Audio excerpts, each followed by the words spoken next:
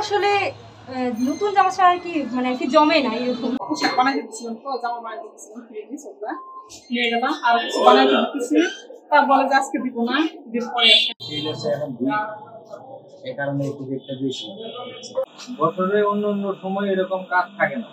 এই সময়টাতে আমরা দিন রাত এক করে অনেক ইয়ে করে কাজ করি। গেল দিচ্ছে এবারে যে কাজকর্মে অনেক ভালো এবং হাউসফুল কাজ।